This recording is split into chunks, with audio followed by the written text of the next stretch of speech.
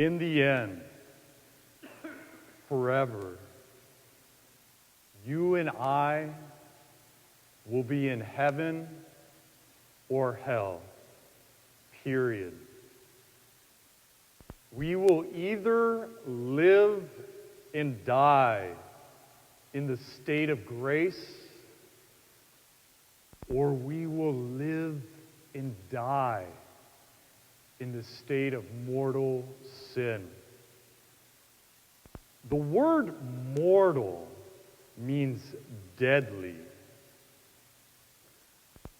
In the gospel today, we heard about this servant who had 5 talents. In ancient times, a talent was approximately 30 pounds of silver or gold. Great treasure. This is synonymous with being in the state of grace. What happened to that servant at the end of the gospel who received this great treasure but buried it? That servant was called wicked and lazy. And did you hear the punishment? Throw that useless servant into the darkness where there will be wailing and grinding of teeth. This is evocative of a soul who dies in deadly or mortal sin. What is mortal sin? It has 3 constituent factors. Number 1, objective or serious matter. Number 2, you know it is wrong, full knowledge.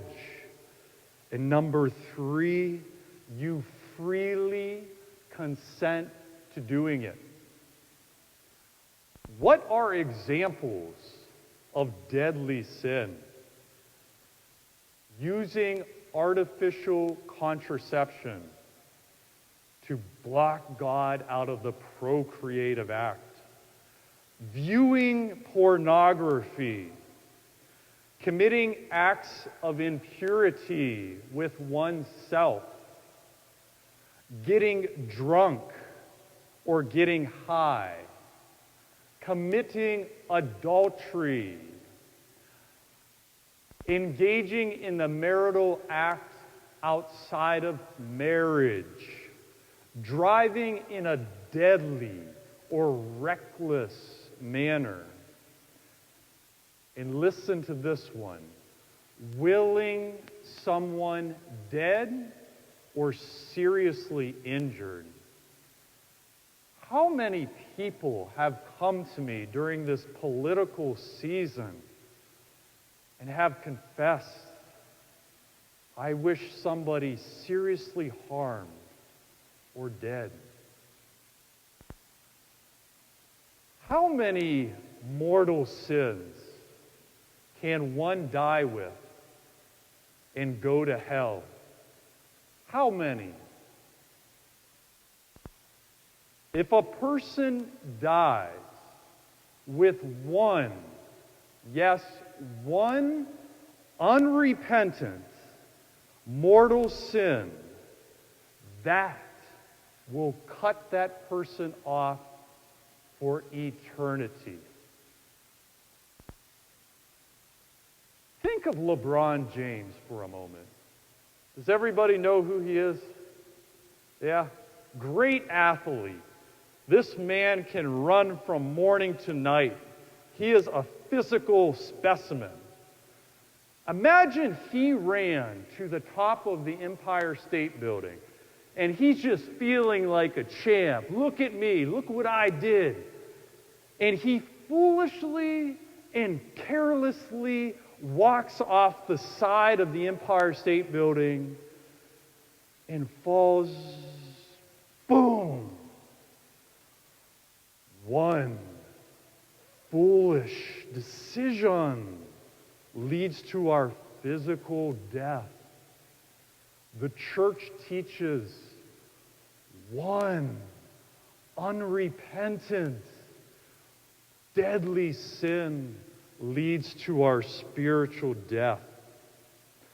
Another way to think of it is like this. Imagine I have before me a quart of Castrol motor oil. I pick up this quart of oil and I foolishly chug the whole thing. What's going to happen very quick? Death. Mortal sin is poison for the soul. The great St. Francis had one word to describe this. Woe. Woe. Do you remember what we heard in last week's gospel? Do you remember the 5 foolish virgins did not bring oil to light their lamps? That again is synonymous with the soul in deadly sin. What happened to them? They were knocking at the door. Lord, let us in. And he said, away from me, you evildoers. I never knew you. These virgins, the servants in today's gospel, had knowledge, familiarity with their Lord. But they were excluded because they knowingly, willingly, and obstinately chose the sin, the love of the sin, the love of what is evil over him who is infinitely lovable. What is sin? Sin, simply put, is spitting into the face of God. What is the remedy for forgiveness of mortal sin?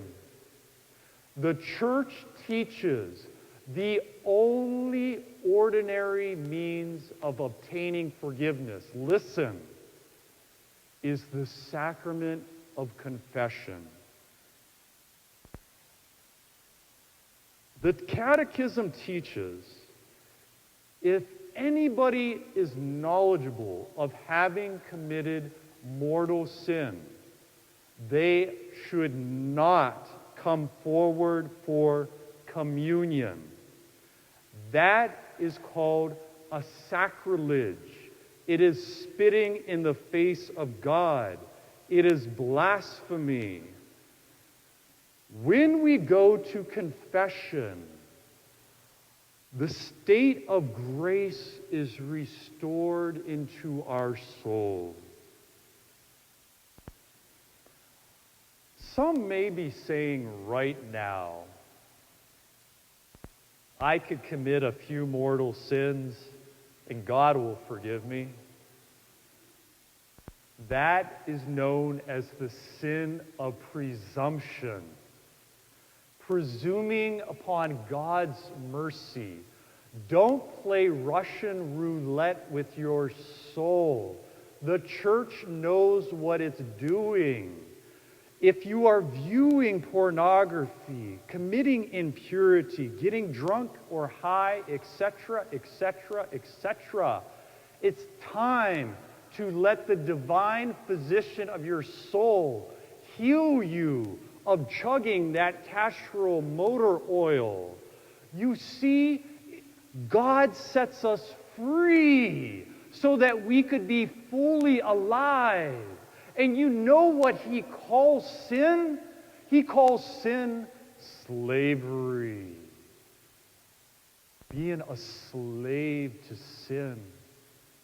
If you've ever spoken with anybody that has experienced addiction, they will tell you, I have experienced sin up close and personal, and it is ugly, horrific, and miserable. It's for freedom. Christ has set us free. Some may be saying right now, I don't commit serious sin. Why should I go to confession? What's the point? The Catechism teaches every time we go to confession, we better form our conscience. We experience the risen Lord who uproots our venial sin. And when we go to confession, we are prevented from committing mortal sin. Think of a garden. Think of all the weeds that slowly grow up in the garden. When you go to confession, the Lord helps you better uproot these weeds. Pope John Paul II would go to confession sometimes daily. Christ instituted this sacrament. It's his idea, not mine. Christ uproots the weeds of sin from our hearts. How often does the church recommend we go to confession? At least every month, recommended.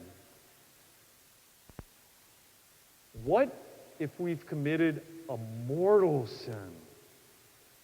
We are obliged, urged, implored to go to confession immediately before receiving Holy Communion.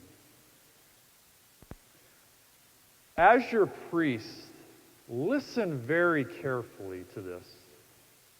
Anytime you see me, you're welcome to ask me to go to confession. Anytime.